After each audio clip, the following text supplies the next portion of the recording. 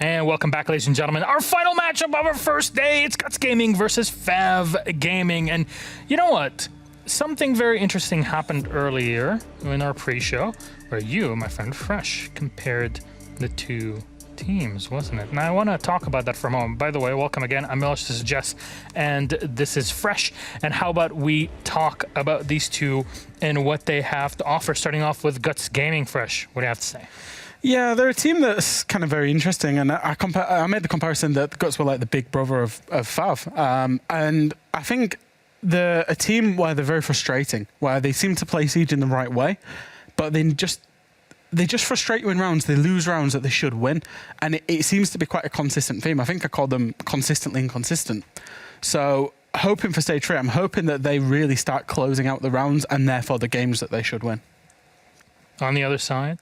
On the other side of the coin. FAV. I mean, I always try and get on the desk and not bring bias almost ever. That's the point of being a good analyst, is you can look at it objectively. Unfortunately, I've always had this like thing in the back of my brain ever since we joined APAC North as talent of FAV just never performing to my inner deep expectations.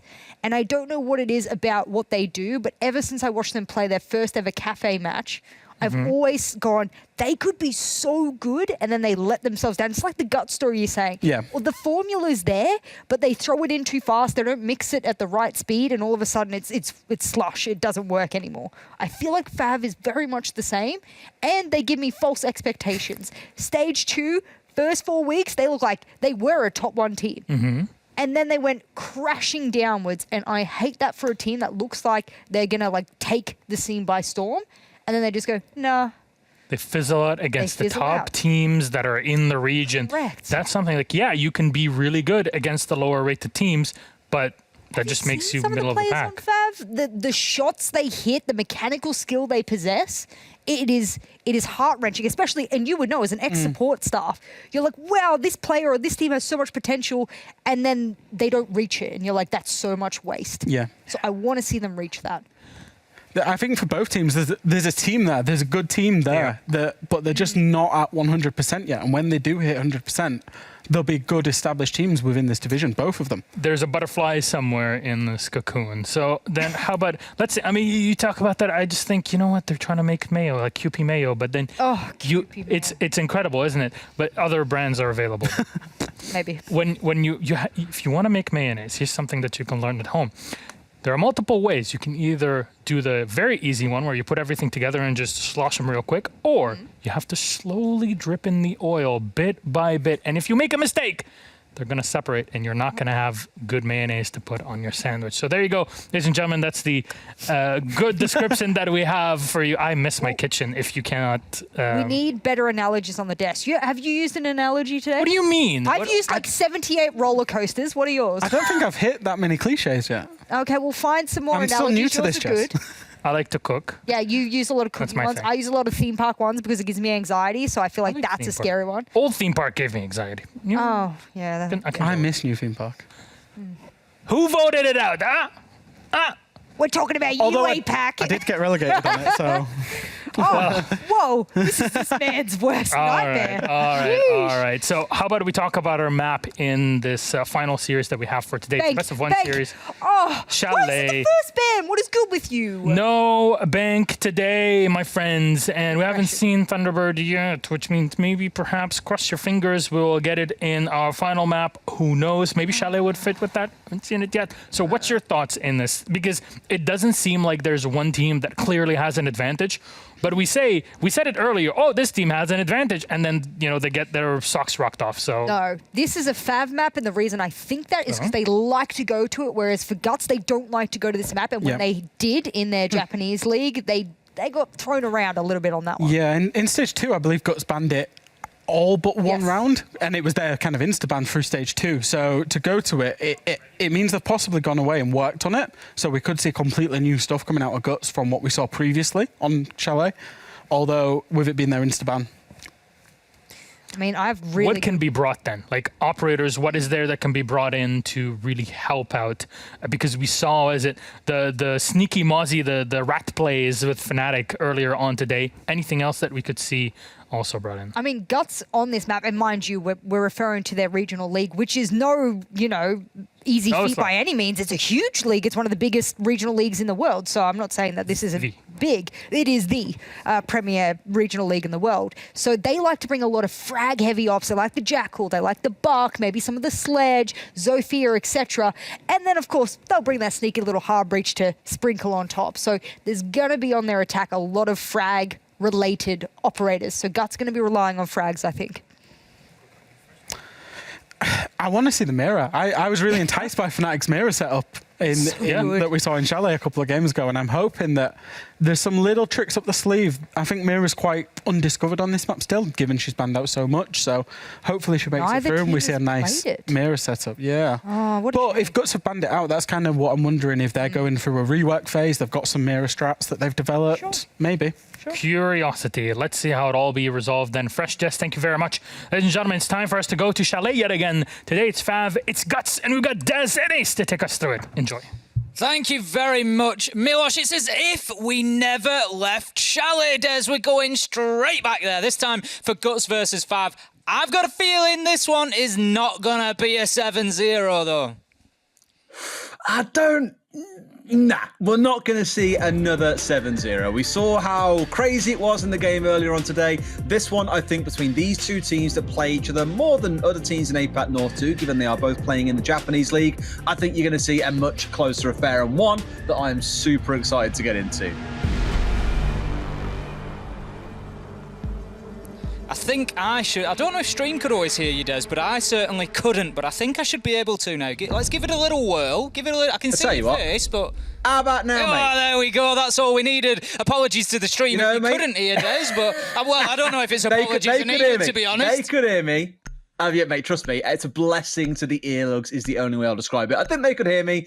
B-Mix was on. Discord was not. Basically a screw you Ace moment coming in there. But let's talk around how they're going to screw each other with these bans. Jackal, man, are we stepping into ranked, Ace, or what? Certainly looks that way with the insta-lock on the Jackal there. So we're going to have none of that footstep tracing Inox gadget coming in, so the Roamers will have a little bit more freedom on the defense. Guts are going to follow that up with an attacking ban of their own that will be the Thatcher, so that runs out our attackers here on Chalet. Now this is a game that I am excited for, Des. Two teams that are very evenly matched. They play each other an awful lot. They know each other really well. We saw them, finishing within a place of each other last time around. They're always sort of battling, and when we get to the end of stage 3, this could well be a result that we look back at as decisive as what happens between these two teams. The painful thing is about Guts and Fav. I feel like a disappointed father every single time I think about them, because we know these teams can do well. We came into APAC at the start of last year and said, Guts, hyper-aggressive team, can really surprise people. Fav just picked up number 2, a phenomenal player from Takumi Festival. It was like, wow, these teams could really do great. And since then, they just haven't. They've always finished around that kind of mid-table mark, the sort of 4th to 6th spot. They've never really shown the promise that we know they have got. Fav especially, I think, have got some of the greatest players that you can get out of the Japanese region. Yet it doesn't really seem to come together. It's like someone's done a really poor jigsaw where the pieces aren't quite cut to the right size, but they're all brilliant quality pieces. There's a lot to come from them. And Guts, with the experience they've had of Mario helping them out, for example, they should be, I think, a lot better now they've had a stage to play with him, a little bit of an off Season 2. I really need to see magic out of these guys in stage 3, because so far it's been pretty disappointing from start to finish for both. This is a time to show that you now mean business and want to show that you're able to challenge Cyclops, who at the start of the day looks a little bit shaky, Ace. Well done, Des. You managed to get a mention of number 2 in before round 1 even began this time. We know that you're a bit of a shill for number 2. You're certainly a big fan. No, I turned my back on him, mate. What can I say? Well, at least you're sticking to it. At least you're calling yourself out on it.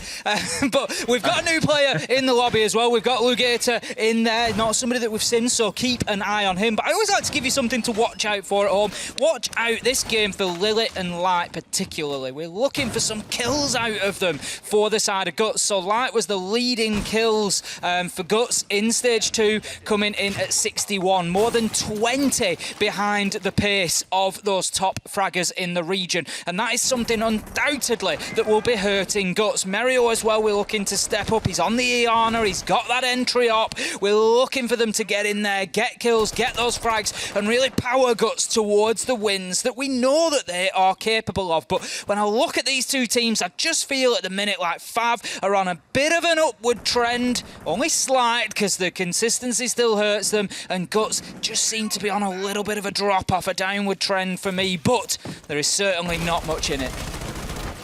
Yeah, clearly to them, Lugator coming in was the change they needed for K-Raider. It is still a 6-person roster, so you may see him come back in.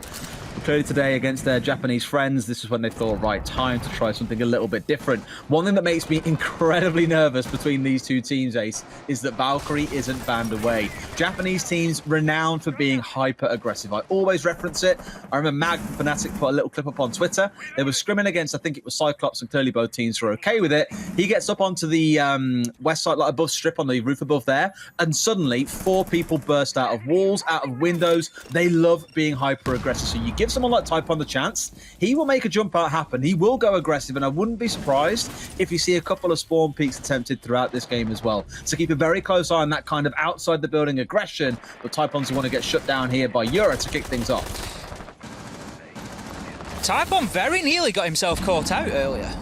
We just saw him coming out of the cameras there. The Flores drone had been locked in. The Rotero had come in, found him and anchored itself next to him. Now, we did see a kill from a Rotero drone earlier in the day. It was actually Dan1 Kia who secured it, and I believe it was onto an Echo that was in the same situation on the cams. And you got to be able to react very, very quickly to that, to be able to get yourself out of that utility and to carry on with your movement and get yourself away. Now, we've had a couple of kills, a flurry at the beginning of the round through the mid-round that leaves us 4 versus 3 in favour of Guts Gaming coming in towards the final 45 seconds. But for the time being, FAV not getting overly aggressive here, looking to just hold their angles now. They've got 2 in sight, and then they've got Afro downstairs on the Legion now. Afro was lethal in Stage 2, 6th overall rated player in the region, and they need to watch out for him on the flank here, because if Guts don't, it is going to be a serious lapse.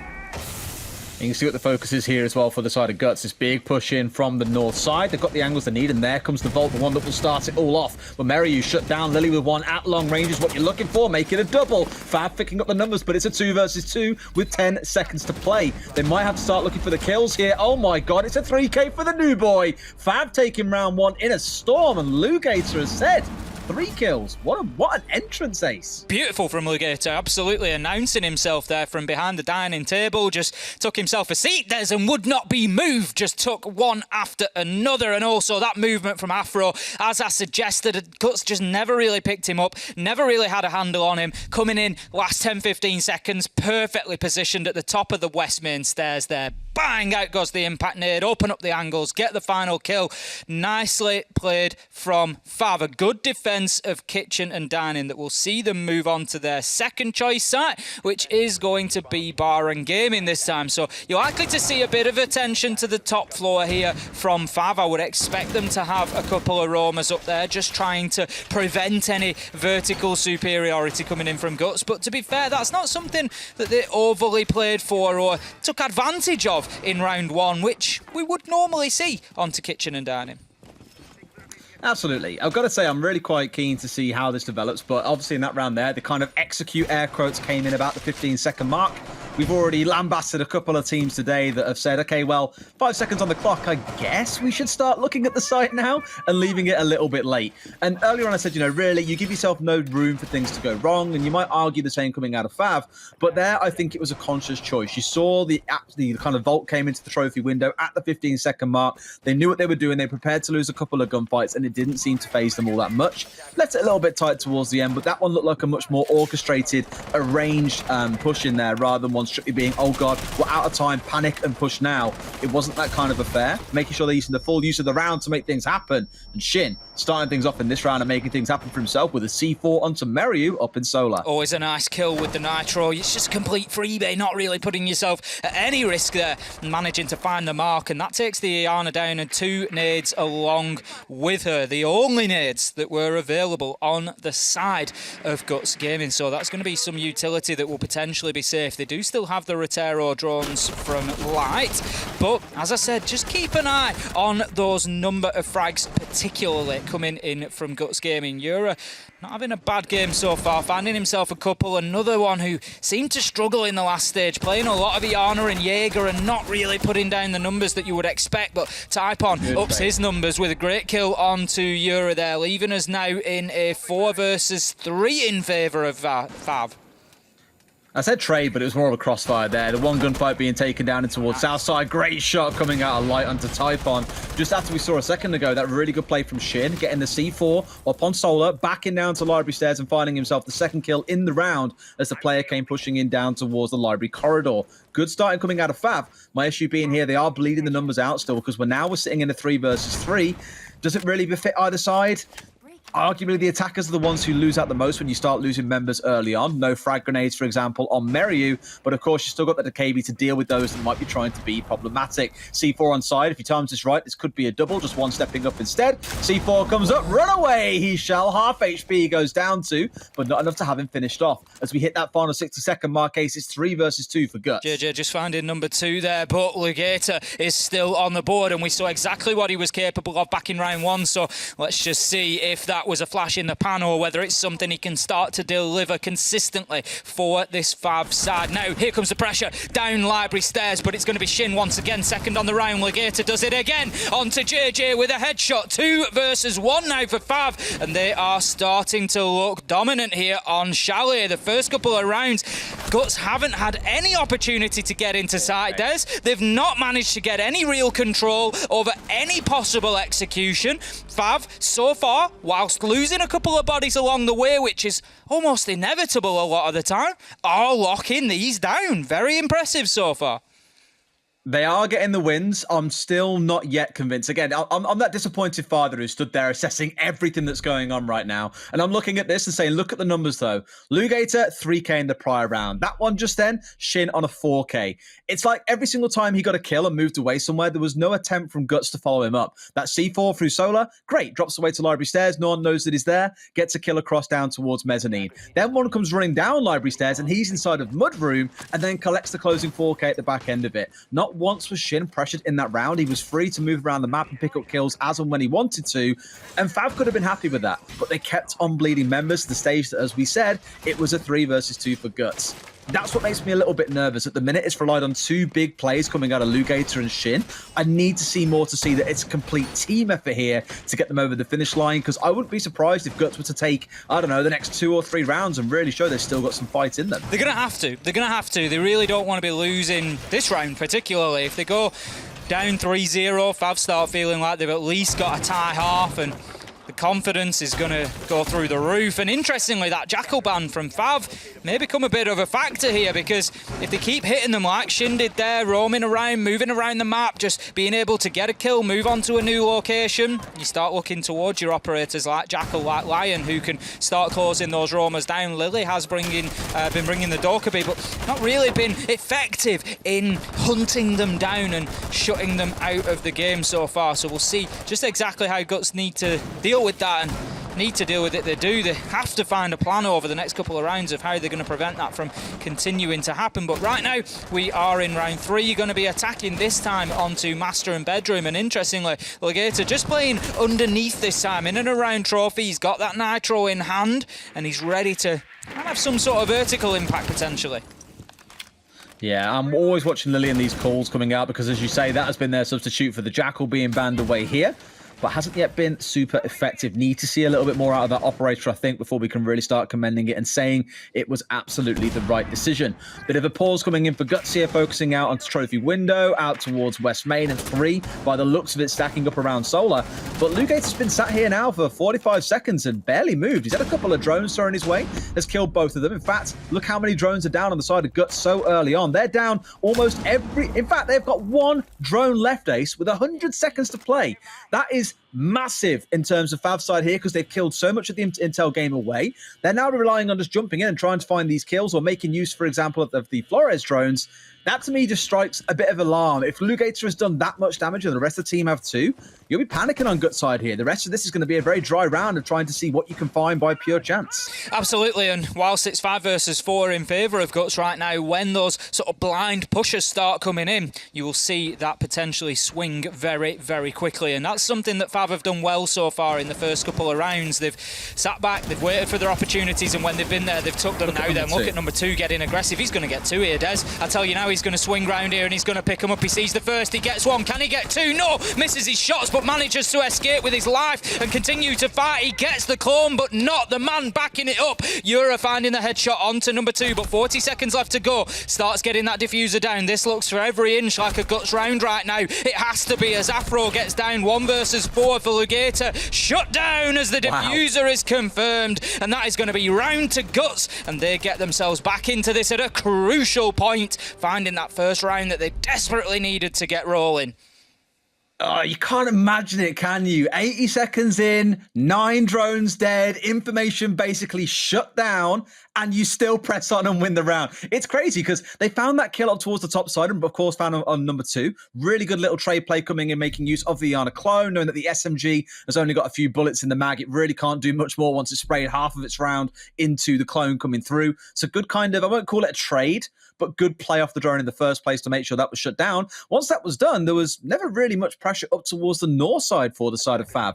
So even though they knew pressure was coming in through West Main, for example, they knew there was a player or 2 on the rappel up towards Solar, there was never really a huge effort, I felt, to move players up there, or by the time they were moving them up, Guts were in a comfortable enough spot. They had a few angles, they picked up the kills and managed to close the round out from there. This is what I was saying at the end of round 2. Don't write Guts off yet, because with how the kind of like volatile this game's going to be, it could end up being 4-2 to them after this half's over. I totally agree. I do expect a very close game between these two. I really wouldn't expect to see either of them run away with it. It's an interesting pivotal point in that last round was that number 2 swing onto Solarium. If he gets both kills there and takes down the Iana, you feel like the round goes a different way, but Guts, they were just able to take advantage, punish that mistake that number 2 made, and we're talking fractional mistakes here, but missing those shots and letting the man survive, that was a big part of what came to follow, which was FAV losing that round. So we find them 2-1 after the first rotation of sites. I don't think they're going to mind that too much. They've gone to Master as their third choice site. If that's how they feel about it as a team, they're going to be happy with losing that. You don't expect to come through and win every single defence. So FAV, they're just going to be heading back into kitchen and dining this time around, but it did take, as you said, Des, quite rightly, the Lugator 3K last time around. It was down to the final 10 seconds, a 2v2. It could go either way. It just depends exactly how the bullet rolls, so to speak.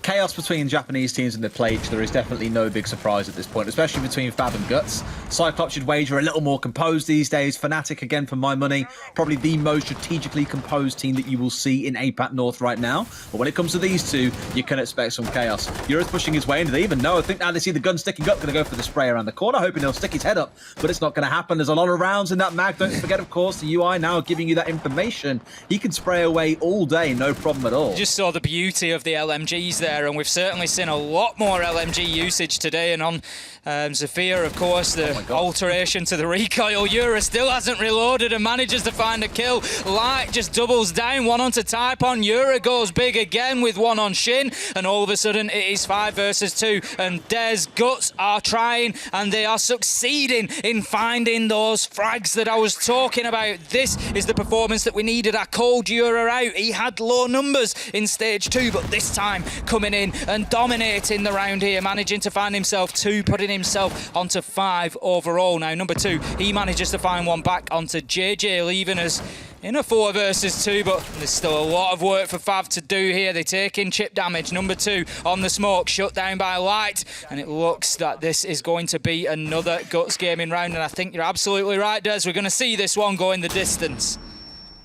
Feels like it's going to start going that way. Absolutely. All the members on the top floor, Slaughter will give it to Guts. It was an excellent call coming in. However, Can Afro find any more here? No, he can't. Lily getting the shutdown. But again, I think the DKB call there, that was a time when it has been the single most effective for them to date.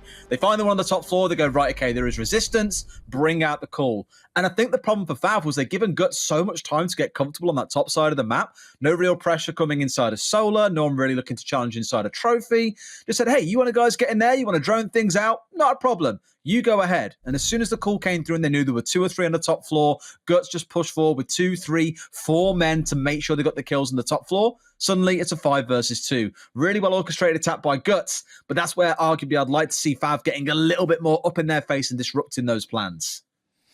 Good stuff so far from both sides, having reasonably good passages of play. FAV coming out strong to begin with, and then Guts able to find the answers to the questions that were being asked of them, and it levels things up at 2-2. And I'm going to start saying it already. I would be absolutely not surprised in the slightest to see this being another game going to overtime today after the Damwon Kia game found itself in those additional rounds as well. But yep. Interesting placement of the Banshee there, just inside of the main entrance from Shin. It is going to be a bar and gaming defence, so makes sense. You do get a lot of players playing in and around that main lobby and fireplace area, but it's going to be very easily cleared out. It's going to prevent the initial immediate push through the door, but once established in there, it's going to be easy to remove.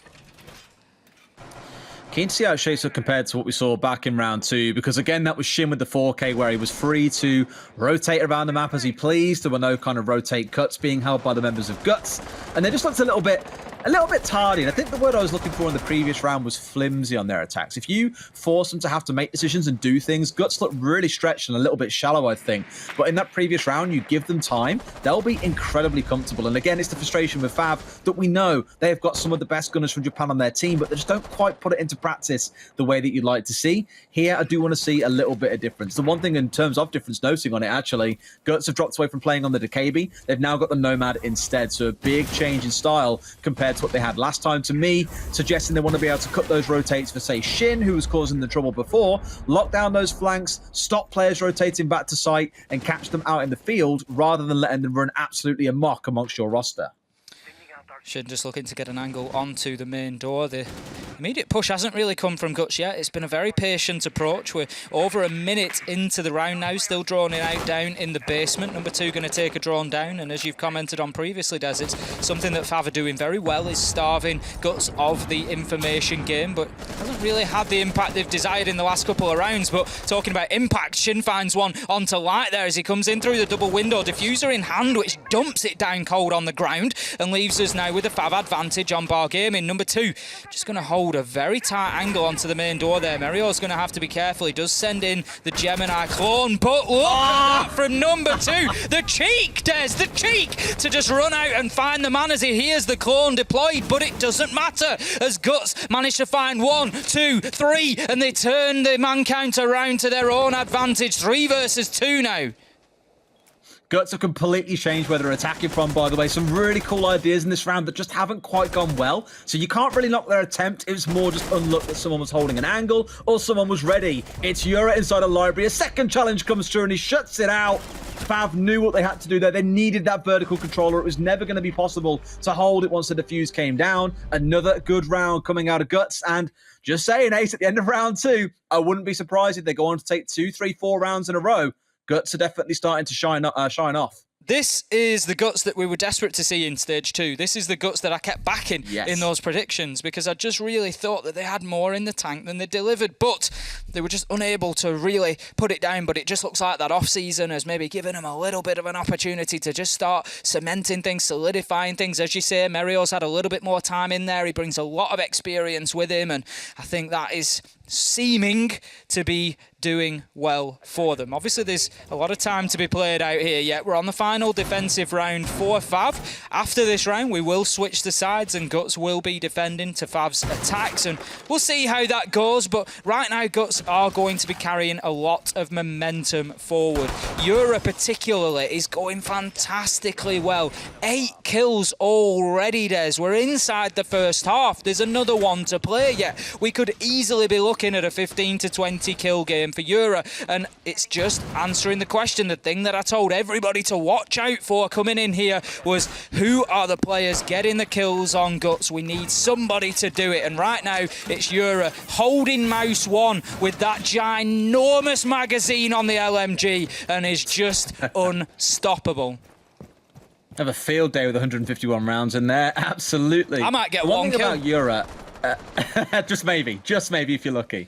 But on the front of like Euro, I remember speaking to Fresh about this the other day, saying, oh, what do you make of the players? And I said, Euro is one of those players that on the right day will pick up 2-3 kills a round and will just win rounds to the team by default. On other days, he will lose every single entry battle and be absolutely useless to the team. And it's that consistency I really want to see build up across the stage, because today we're seeing that first version of Euro, the one that does find a kill, 2, 3 every single round and make sure his team get over the finish line.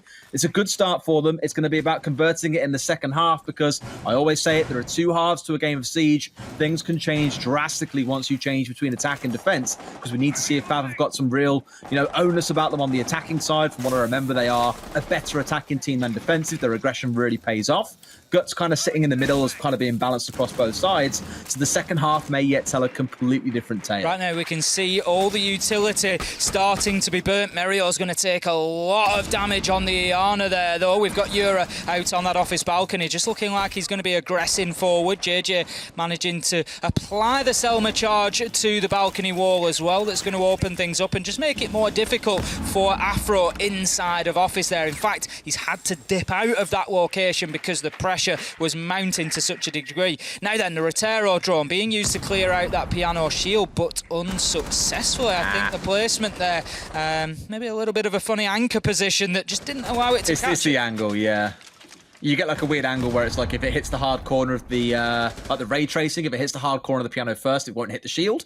So the shield stands, at least for now. Not that it matters too much, as they have already got themselves inside and now arguably can put that shield to their own use if they want to use it to contest up towards the north side. You've got JJ playing out here on the bathroom balcony. You've got one pushing up from piano. So they're starting to move forward as a team here, Guts. Remember what I said a couple of rounds ago.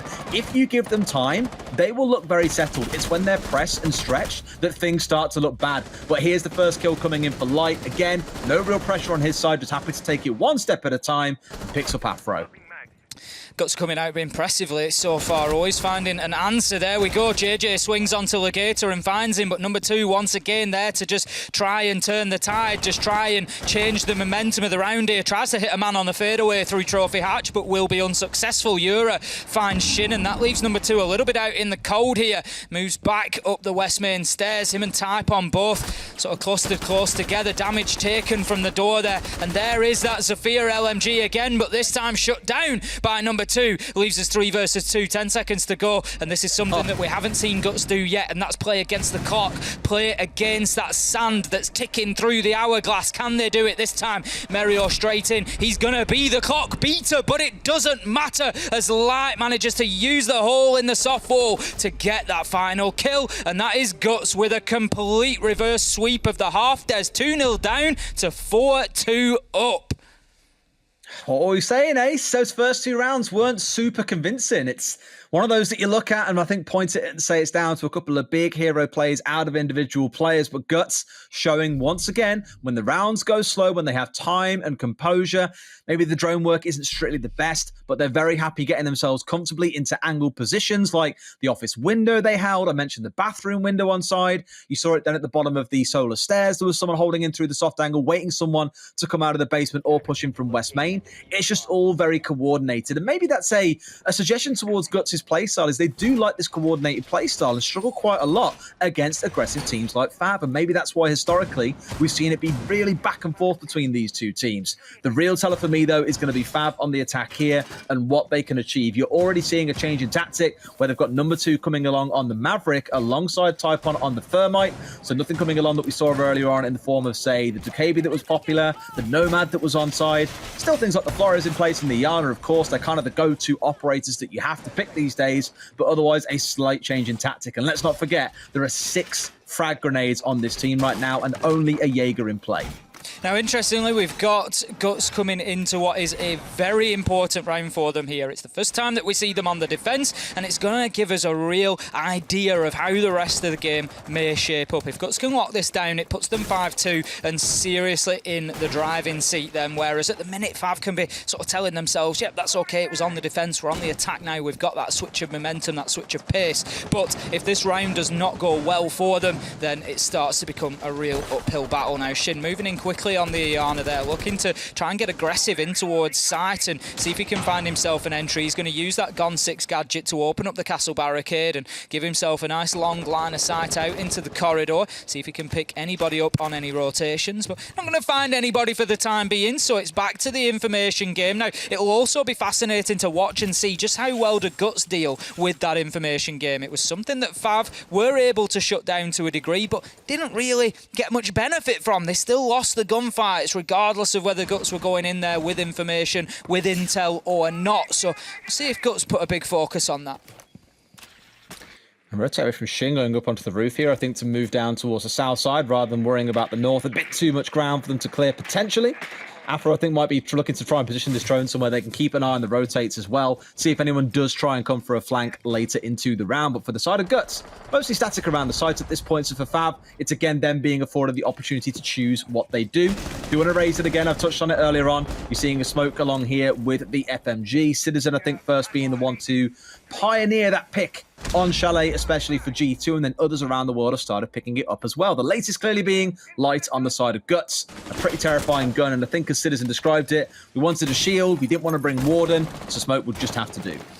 Well, the thing with Smoke is as well, if you don't have him in your plan for playing directly on site, he doesn't just shut down plant opportunities, he can shut down avenues. And that's what they're using him to do here. They're trying to prevent access into library, so he's just shutting down that avenue from office and shutting things down. Our FAV right now with 3 kills back to back to back coming in there and giving themselves a huge advantage in the round. Now, Yura manages to find one on the fadeaway, drops him down, but number 2 will be able to be collected, leaving us at 40 seconds, but JJ's moving back up those library stairs. This could be a big moment for the Frost, but no, FAV are aware and close him down. They don't allow him to get onto the flank and to have that impact that he was looking to have. Now, can he find himself one on a vertical angle? He cannot, as number 2 is going to find him through the site and shut him down, and that leaves it all up to Yura. He's the man of the moment, 10 and 3 so far, but he's going to have to find himself another 3 here. Typon's getting the diffuser down, 15 seconds left to go, will be successful, and things just got a lot more difficult for Yura as he tries to creep into sight. He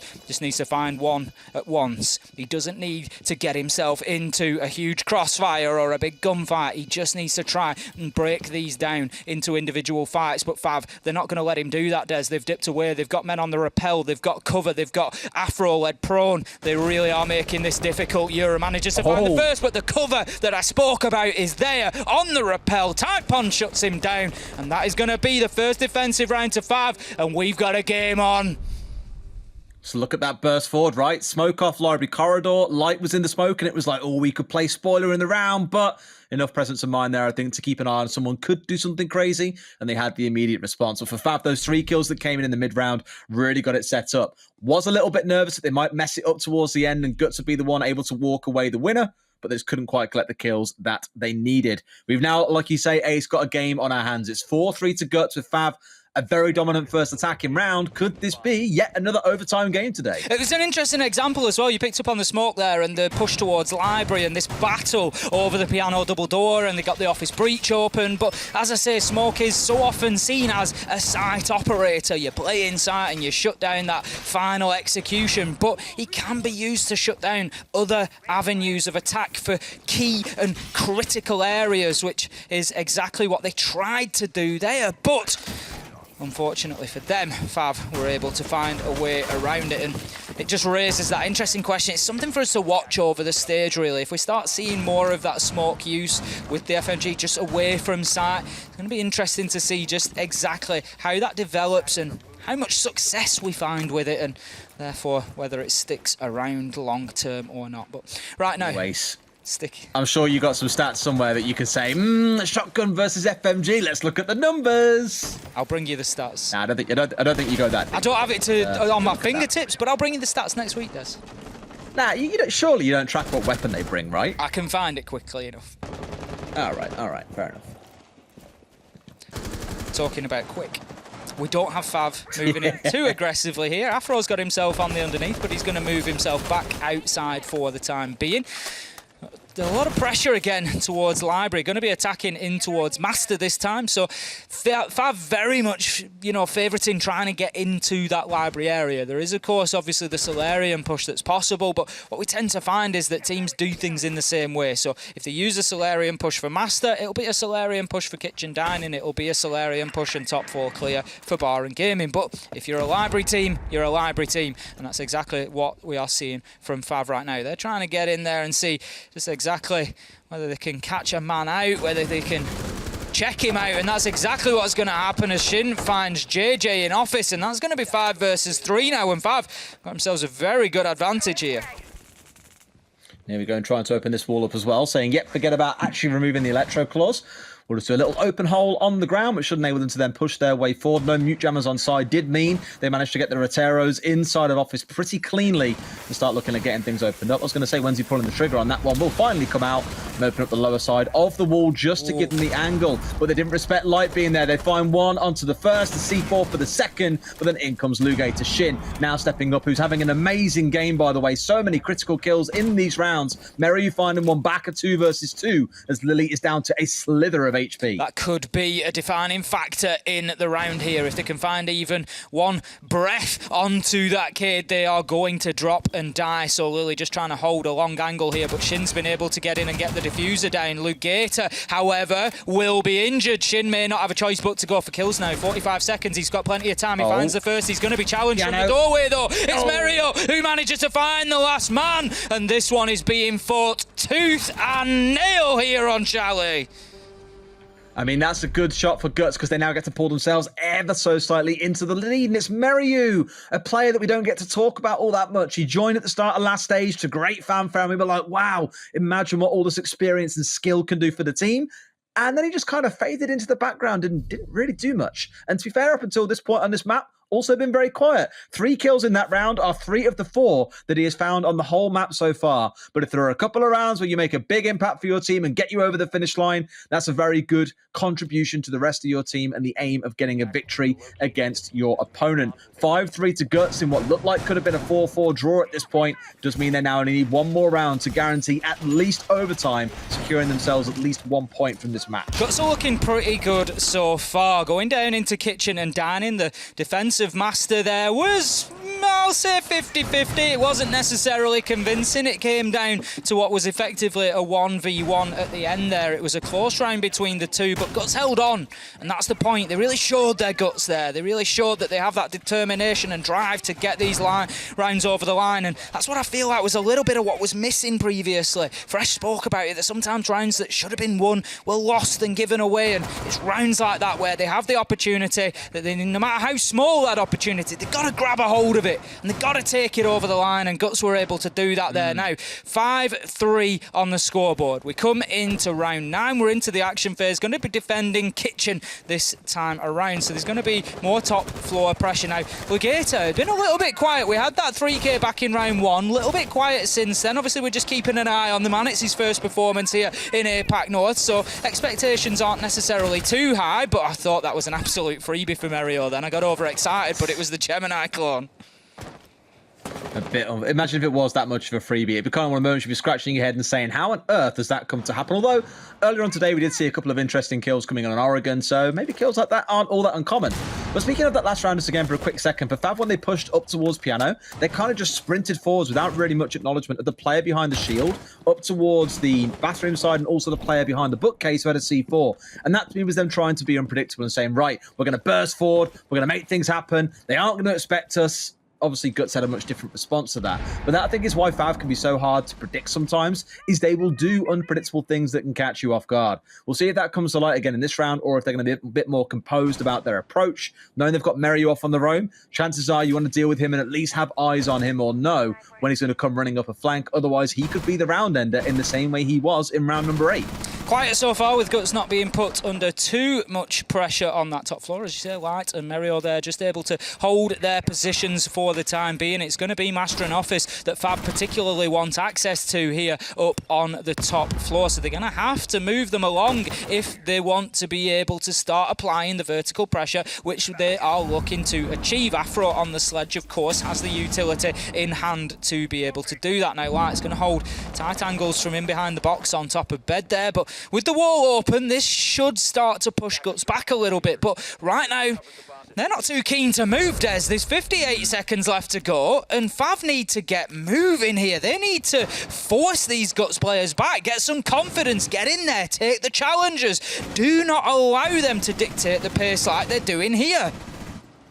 I do want to comment, though, there's no Jaeger on side for Guts, and there's still 6 frags in the back pocket of FAV, yet we've barely seen any kills coming out in the last couple of rounds. Not that it matters too much, because why use a grenade when a gun does just as much for you? Lily on the run out there, catches 1. However, it is only the 1 and may get caught here on the player coming in from Trench. It's number 2, ready and waiting. Good response from FAV. JJ left in a 1 versus 4. I don't see him holding out here for 20 seconds against the incoming armada that is going to be FAV. Grenades come through. I spoke about the frag grenades. Ace, what better time to use them than to throw both at the only safe haven behind the shield and collect the closing kill. Good stuff out of FAV. Great round from FAV there. As soon as they found that sort of spark that they needed to get themselves into Master and Office, there was only sort of 55 seconds left on the clock, and I was getting a little bit concerned about the amount of time they had, considering that the site was downstairs. But they were able to then push through, find that confidence, and really sort of battle forward and start to get themselves the kills that they needed. And it was like dominoes. One fell after another on the side of Guts, and as you say, we can have all the flashy runouts that we want onto Legator, but you've given your position away, and number 2 was there just waiting, jaws ready to clamp down on that man as he came back inside the map, got the kill. And I'm impressed with FAV there. I'm impressed with Guts overall. This, for me, has been one of the best games of the day that we've seen, Des. I'm absolutely loving watching these two battle it out. I'm absolutely in agreement with you there. I mean, look, it's not the cleanest siege you're ever going to see, but it's also really enjoyable seeing how there's like knockout punch after knockout punch, really getting up on each other's grills, and some rounds just completely roasting each other and shutting them down. Like, look back to round 7 with that mid-round push when they killed 3, and it was like, whoa, awesome. Round 6, really slow for Guts, but a really smart play where they held those angles. It was beautiful siege to watch. You're really getting a good worldwide tour of types of siege to play here between these two teams, which is what I'm enjoying seeing so much, to be honest. And it's still really hard to call which way it's going to go. Do we finally get to see the adaptation come out from the side of Guts where they say, right, we really need some anti-nade utility. Maybe we should bring the Jaeger, because although we haven't seen tons of kills coming out of the frags, they have been used to remove a lot of utility across the board so far.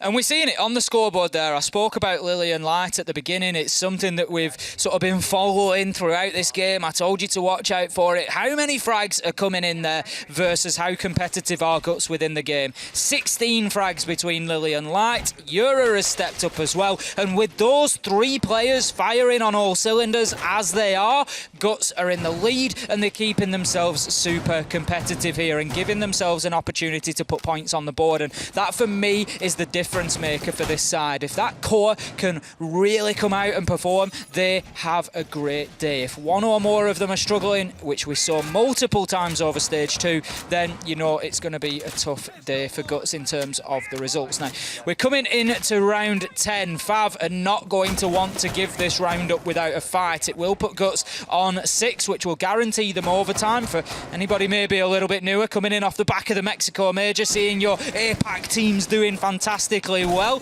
Welcome, first and foremost, of course. We love to have you here, but also we play a best of 12. So if you get to 6, the best the other team can get is 6, and that's going to push you into overtime, which is then a best of 3 rounds. So this round is particularly important for Guts. If they can get that, they guarantee themselves some points, because once you get into overtime, even if you lose it in overtime, you still pick up 1 point in that league table, which could be crucial. Beginning of the game, I said this game could be decisive at the end of the stage. These two teams will be fighting for similar positions in the league, so it could be really, really pivotal. Do want to note on a couple of changes, actually, because for the side of Guts, they've been changing who's playing what's operator quite a fair bit. Last round, for example, the vigil was played by Meriu. In this round, it's across onto Lily. The smoke previously was played by Light. It's now on JJ. So quite a lot of flexibility coming in between the players here, depending on what site they're on, to determine who's going to play what. In fact, even looking back at the last time we played Bar Gaming, it was that change in smoke that I mentioned. It was Light playing on the smoke, and JJ instead was playing on the frost. So a totally different strategy coming out, where there's no castle, there's no Aruni. They've really gone hard on the Intel denial in this round, but as long as bringing along the alibi here to bring the shield for them, look also towards the smoke. So a few changes coming in, and the question is it going to work out for them? Lily's gone for that second run out again, and this is the curse of ranked, right? You either C4 the doorway and someone runs out on garage door from you. You either C4 the corner where someone covering out a garage and someone runs out the door. You just can't win that position, Ace. Legato gets himself running with a kill in the round here, and he had such a great start to the game. He's continued pretty steadily throughout, finds himself on 8 kills in 10 rounds now, and he's bringing some of those sort of flex operators, your Flores. He's not going to want to give his life away too easily. He wants to make sure he's getting the maximum use out of those Rotero drones, of which he hasn't used any so far, but I believe there's one just on its way out now to start some of that utility clearance. Now then, Guts are being pushed back here. We've got Yura established on Library Stairs, but he's going to have to think about moving soon as Merio gets killed by yet another nade des from number 2. And that leaves us now in a 4 versus 2. Fav, they are looking for my money to tie this up here at 5-5 on the scoreboard and guarantee that we get at least a maximum of 12 rounds. And we couldn't ask for much more, could we? This is one of the most entertaining games I've seen in a long time. I mean, how it boils down as well. You're in a 2 versus 2. One is the smoke, and Yura, who's popping off pretty well so far on the map. I'd be a little bit nervous if I were Fav. I mean, their go-to approach here normally is, right, storm the site. They can't kill us all, surely. But I think they're trying to be a bit more cautious about it. One's gone down, a 3 versus 2. One more would even things up at 2 apiece. Up towards the top. Great shot coming out of Yura. 2, oh my God, what a shot coming out of this man. 2 kills onto the head. Shin's the last one left alive. And I said it. Fav should be able to push the site here, but it's quite simply not going to happen. Guts clutch up big and take round 10. Yura says no, not today, and finds himself. The first one was just a beautiful flick, and then presence of mind to drop into prone just to change his angle of attack so that he can't be pre-fired as easily, and gets himself the second. That was an absolute round-turning moment, and that is what we're looking for Yura for. Bottom-rated player out of this team in Stage 2, coming out with a performance like this. He has found his confidence, he's found his stride, he's 13-6, and boy, did he find that man on the office balcony. Fav. We need to have a word.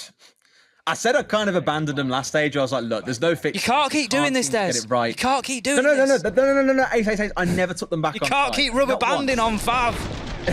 I'm not rubber banding. I was like their biggest fan all of last year, and up to the end of stage when I was like, I believe they can do it. We got into stage 2, and I was like, look, I'm just not. I can't do it anymore. Like they're not showing the ability to get these things right, and that to me is one of the greatest examples of errors that they can make and things they really need to improve on. You're in a 4 versus 2. You've got 40 seconds on the clock. You've got top 4 control. They had everything they needed. So what do? They take continual 1 versus 1s against these final few players. They leave the last one to be a 1 versus 1 against a shotgun.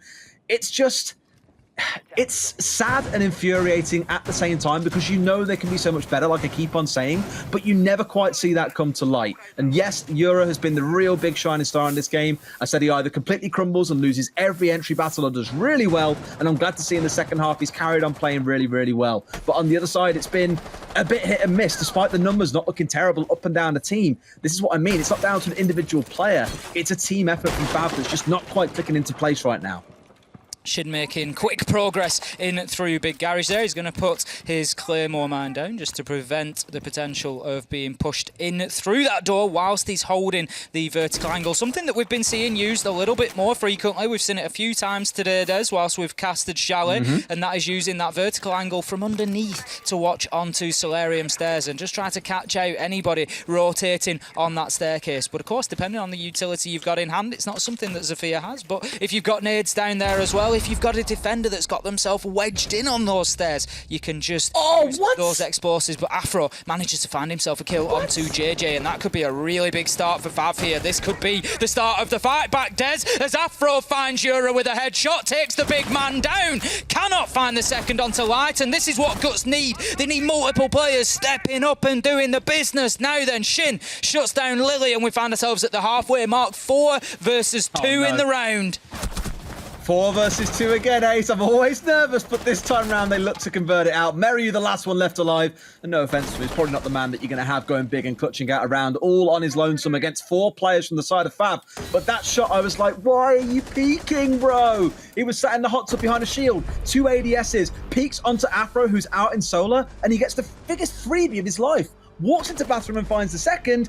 It's again the same story. 1v1s are being taken and peaks are being used when they're not necessary. You haven't got a challenge at that exact moment. Let him push a little bit deeper. Challenge him when he comes to the door. And that's the thing that's going to come back and bite Guts, I think. They're 1 round away now from this going into overtime, and it will be on their own back. They have shown they can deal with Fav in the late round as long as they don't crumble in the early stages. Let's see that composure, Guts, that establishes you as the better team over Fav. Well, Fav taking us all the way to 12 rounds. I knew coming into this one that we would see every drop of regulation time. The only question that remains to be answered now is, do we get a little bit more? And I think that you, I, Des, everybody wants to have a little bit more of what we are getting here on Chalet between Guts and Fav. Right now, Fav, they're fighting hard to keep themselves in this. There is no room for mistakes. They have to get this round over the line. If they don't, then Guts will take the full 3-point win, and that, I can assure you, will be heartbreaking for this Fav gaming side, because they really have played their part in this matchup so far. Now, look at that, Des. We've seen the success with nades so far. Just glance your eyes to the top right of your screen. 8 nades coming in on the side of Fav. Is this a joke? Have they got 8? Oh, you counted. Wait, what? Is that a miscount? That's definitely a miscount. 6 nades on the side of Fav. 6 nades on the side of Fav. I don't know why it's still the 8. a lot. I'm so as confused as you. No, see, I thought for a second you were saying 6 frags and 2 smokes. So I was like, yeah, that's a lot. And then I looked at it and read 8, and I was like, hang on a minute. That doesn't sound right. I am to be forgiven. Not quite there. No, you are to be forgiven, Ace. That one I do not put onto you. But yes, again, it's 6. And guess what? On the other side, there is no Jaeger. 1 already being burnt in towards the corner here. It's kind of a nice way of cutting time where you haven't strictly got a drone in, because you might be able to nade someone out. And speaking of getting taken out, my God. Meryu put down to a slither of HP. Rocking that wicked skin for Vigil, by the way, from K1A. Absolutely love it.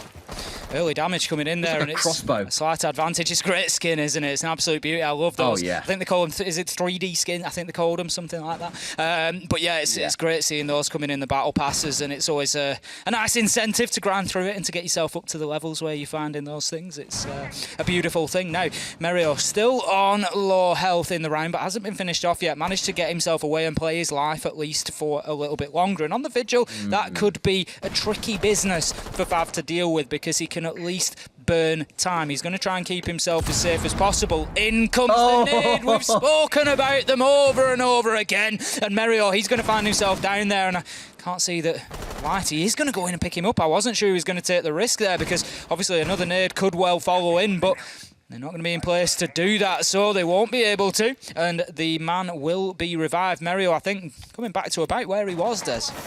That's the bandit. Yeah, I mean, Eurus, I was going to say, too late. On the wall and we'll go for it, but it's too late. That's pain, because this is the big change. They didn't bring Bandit last time, and his whole role was to deny the wall, but wall shall not be denied, apparently.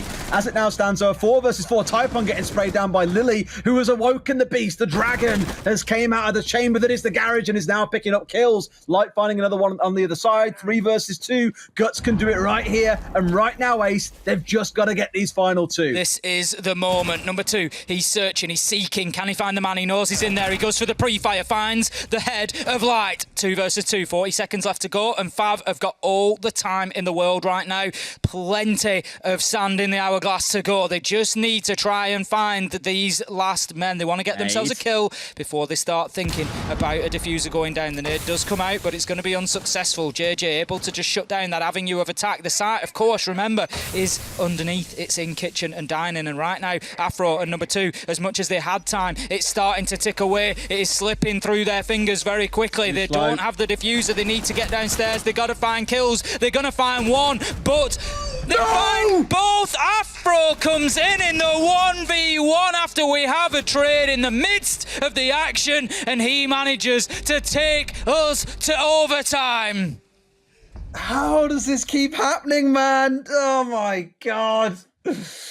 Look, it's nothing else if not exciting, right? It is phenomenal from start to finish, seeing how close these rounds are going. But I know you felt the jitters like me, Ace. You were like, they've taken 30 seconds. They've got 13 on the clock. Surely they can't push in, get the kills, retrieve the diffuser potentially and try and get it down. It's simply not going to happen. But Afro pulling it out when it was most required and making sure that one gets over the finish line. That is payback for round 10 after Yura had those 2 kills inside a lobby. Overtime between these two teams, it just writes itself. They are always back at each other's throats over in the Japanese league. I can't wait to see how the next 3 rounds play out, and equally who it is that starts on defense and on attack. Always evenly matched and always an entertaining and mouth-watering prospect when these two teams meet, and today certainly isn't falling short of that bar. Now then, we've got a tactical timeout. That's now a minute long, a little bit longer this stage, so they're going to have a minute and they'll just be chatting. We can see there's some sort of real expressions of concentration there in the side of FAV, just looking to try and iron out any problems that they've been having, try and get this one over the line. It is all about these next 3 rounds. At 6-all, we head into a best of 3, and the sides will rotate every single round. We're just going to have a quick rehost as well. I think we've just got a little technical issue that we're just going to deal with, so we will get everybody back into the lobby as soon as we can do. But of course, as I say, coming into overtime, it's going to be best of 3 rounds, and it's going to be a rotation of sides every single round. So one of these two teams, I don't know who's starting on attack and defense, but as they come in, we will see that switch every single time. Now, Des, do you think FAV have maybe just broken the mental resolve of Guts there with that final? I mean, that was the absolute dictionary definition of to the wire. Maybe. I mean, clutch plays like that, they've been back and forth throughout the game, right? Like we spoke about Yura's big 2K in that lobby hold, Meryu's 3K, Shin picking up the 4K, hi by the way, Lugator as well with his big 3K back in round 1. It has been back and forth between both teams in terms of players having moments of individual brilliance. But for me, the attacking side, I mean, the stats lean to it as well. It was a 4-2 split at either half. The attacking team has been the one that has walked away the strongest. So I think here, if Guts get to go on the attack, FAV need to come out hard and aggressive. They can't sit back and let Guts set themselves up. We've seen that's how Guts like playing. You give them the time and space, they will beat you down. FAV need to really turn the heat up to 11 there, because on both attack and defense, that is where we've seen them be super successful. I agree. I think FAV need to come in here and they need to carry that confidence, you know, that they're going to have found in round 12 there. They've come in, but they can't be leaving it to the last 10 seconds like that. They need to give themselves a little bit more time. They need to try and just get ahead of themselves in the round a little bit, and make sure that they've got the access that they need, that they've got those couple of early kills. We've been seeing a lot of Merio playing on Vigil, for example. That needs to be cleared out. It needs to be cleared out sooner so they're not wasting as much time on it. I love all the nade hunting, right? Just like, lob a nade. Oh, okay, I got injured. I'll run back towards site. Lob another nade. Oh, he's actually now down but not out. That was what we were worried about all those rounds, that we didn't see a Jaeger creeping in as a pick, but there were always 6 nades on the other side. It was just back and forth between the two, but so enthralling to watch. I honestly think part of it is the fact that it's these two teams, and part of it is that it is Chalet. Like, a lot of players don't like Chalet because it's quite aggressive and quite, I don't know, hectic at times, but I think as a viewer, it is so fun to watch, and as a caster, obviously, as well. I think it's really enjoyable to watch from start to finish. Des, there's a phrase that I get picked up on quite a lot, and I know there's a lot of people enjoy it, so I'm going to throw it out there right now. I am on the edge of my seat, Des. I cannot take much more of the action that we are getting between Guts and FAV. It's not just the fact that it's gone to overtime, it's the manner in which it has got there. It's the back and forth between the two teams. It's the aggressive plays. It's the entertainment factor factor that is coming along with it. You just never really know, and I've got the sound in my ears that tells me we're going to be loading back in any second now. The game is starting up. Don't worry, you won't miss a thing. We'd just like to make sure it's all up and running smoothly before we take you back. And the players, they look ready to go. And there's only one thing left to do, Des, and that is to find out who is going to be the ultimate winner between Guts and FAV. And wow, what a weight this one could carry on those final standings. Oh boy, oh boy. Alrighty, back into it then. Final 3 rounds. Kitchen and Dining going to be where FAV start. They are the ones on the defense. Personally think this favors Guts. They're the ones who have showed that on the attacking side, they can be a lot more composed and structured and generally get those rounds over the finish line without too much drama. However, FAV have had a couple of big rounds, like looking again back to round number 2, where Shin popped off and got a 4K. There are those rounds when they can do work and surprise the other side. So let's keep a close eye on that. Drone work for Guts going to be a big one. We saw them lose 9 drones trying to deal with this before inside 80 seconds. Lots to look out for. It certainly is, and there's not a lot of time to look out for it. We've only got 3 rounds left to go at the absolute most. Of course, if one of these teams can come in and just win the first 2, they will take the lion's share of the points. The impact on the points that will be awarded now, of course, in regulation time, it is a simple case of 3 points for a win, 0 points for a loss. But when we find ourselves in overtime, that changes slightly, and it's going to be 2 points for a win now and 1 point for the loser. So these teams both have at least guaranteed themselves something, and I think that's pretty well deserved given the performances that we've seen coming out of both sides. Now, unfortunately, our scoreboards have been reset here because of the rehost, but I can tell you on the side of Guts particularly, Lily, Light, Yura have been going absolutely massive for their team. Okie dokie. Righty, let's see how this one plays out. Back towards an old faithful kind of setup here. We saw them running the laser gates along with Frost, for example. The Kaid has made an appearance once or twice, but we've seen it dealt with a couple of times pretty well today on this map. Actually, we were casting early on. We had the Thatcher on side that basically completely nullified that away. At least here, with the Thatcher not being a thing, you might see that Kaid be a little more effective.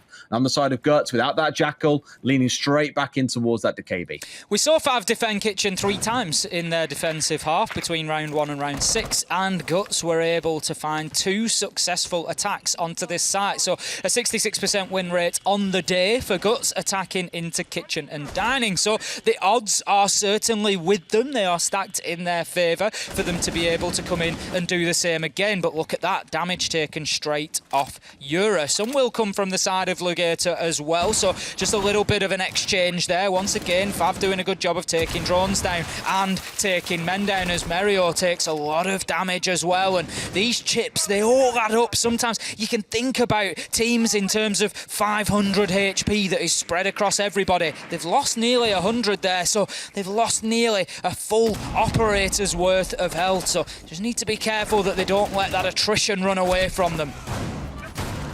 2 or 3 more chips, mate, and you've got a bag of walkers potentially. This is a very quick trade coming back in between the 2 sides. You're finding 1, number 2, straight for the trade. And that has been missing quite a few times today. I think trade play between teams has often come down to a lot of 1v1s. Good to see them doubling up, but equally number 2 has been shut down in response. So full control of this north side now taken by the side of Guts. They're the ones who've now got to start ploughing their way forward, and plough forward they shall. 2 left on the side of FAV Ace. I mentioned it before, Guts like the attack. They can be more in control here. Let's see how this shapes Like up. a boulder rolling down a hill at the moment. Des. Guts are starting to gather pace, and FAV are stood directly in their path. And if they don't get out of the way, there's only one thing that's going to happen in this round, and that is that they're going to get run over. 30 seconds left to go. Guts just positioning themselves for a final push, but Afro is on the flank from that library side. I'm not sure how much of an impact he's going to have. Shin is put down by Light. Afro finds himself all at sea now. He's away from sight. He cannot make much of an impact on this plant attempt, but he manages to find one on Temerio. He does stop the plant going down, but Lily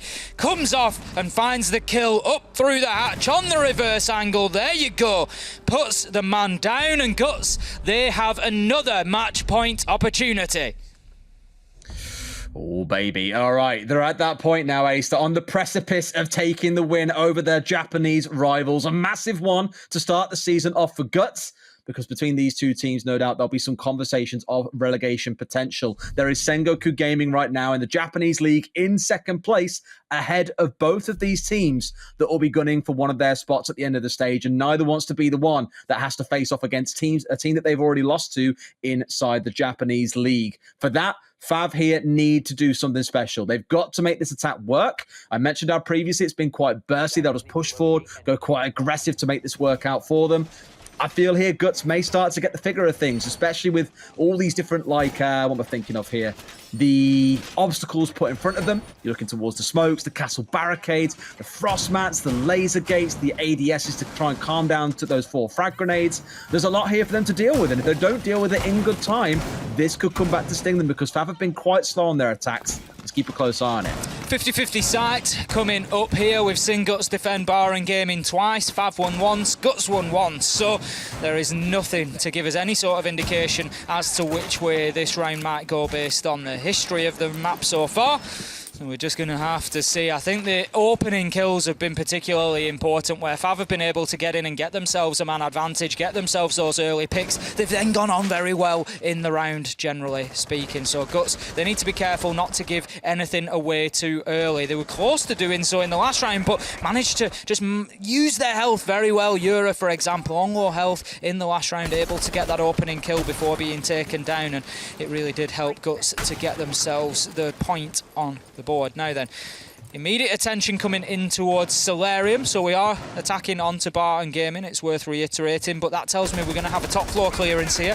And Shin, we saw this previously, looking to move in through kitchen into dining to try and find a long angle onto any would-be roamers or defenders that get themselves into no man's land. Indeed, up towards that north side, as we've seen quite a few times, always where the focus does go. Looking towards those alarms that we don't often see brought along all that much as well. The proximity alarms on Meryu here. Sometimes you'll see them get brought along. Oryx, for example, sometimes you'll see bringing them along when you do see an Oryx, but here it's about the castle on that. More to make sure those flanks are covered off and no one on the side of Guts is going to try and be too sneaky, I imagine, or just at least to alert the rest of his team to where the focus needs to be. Because on the side of Guts right now, they are all gathered above site. They are around library. This is where FAV cakewalked 3 kills to themselves with that smoke that came into the library corridor. They may be trying to do the same here once again, leaving only 2 on site, but for FAV, it's going to come down to time. If they aren't pulling the trigger, if they aren't smoking this off, if they aren't going for the play inside the next 45 seconds or so, start to worry. Halfway through the round, Typon gets himself into office and will be able to take down the reinforced wall, which is going to give the angle onto library stairs that they used so well last time to punish that position. Legator's going to hold himself on the library corridor window there, sending the Rotero drone. He's looking to get that closed out, but the Iruni gate will prevent, I think, the first attempt, but no, the shield goes down and that leaves Light somewhat exposed now. Out goes his final toxic vape canister now. Will he choose to hold on to that position, or will he drop back to site? For the time being, Guts are going absolutely nowhere. This is going to be a brawl as Typon's moving forward. Light has to do something, or Yura could find himself surrounded. Exactly what happens, but somehow Yura finds a double and goes big for his team once again. Afro shuts him down. 3 versus 3 with 39 seconds left to go. This is poised for a late round bloodbath. It's again the battlefield of library corridor between these two teams, Ace. It has been the same on this site every single time. This is where the war really kicks off, but at the end of it, once the dust has settled, the smoke has dispersed, it is a 3 versus 3. They've got 15 seconds to play with. They've got to act. They didn't know about Lily, but somehow still find the kill. Oh, the diffuser, they can't res him up in time. They will finally be able to get him up, but 10 seconds to go. One on split. Can they find him? Mary, you finding one back on the other side. 5 seconds to go. They've got to make their move happen right now, or this one's done and dusted. 1 versus 2 as it's in hand. Number 2 can do nothing.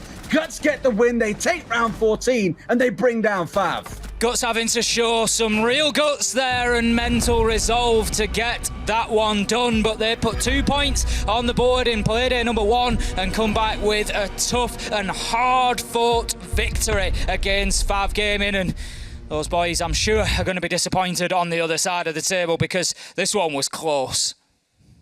Oh, I mean, so close between the two, but again, the frustrations that we've had between the two teams are things that we keep on talking about. FAV, sometimes just lacking that composure, leaving things to die in 15 seconds or so. It looked good in the first couple of rounds this map, but as it wore on, that's when you really started to see Guts find their way into the game. And for me, their attacks look phenomenal. A little bit more tight around the edges. They could have a really good attacking thing going on this season, I think. Yeah, absolutely. I mean, you know, both teams going to be coming away, I'm sure, and having a little look at the defence there. But to tell us more about maybe what went right and what went wrong in that one for both teams, we will pass you back over to our beautiful analyst desk, and it'll be Fresh and Jess taking you through everything. I'm not here, so No, you don't. thank you very much for that, Ace. And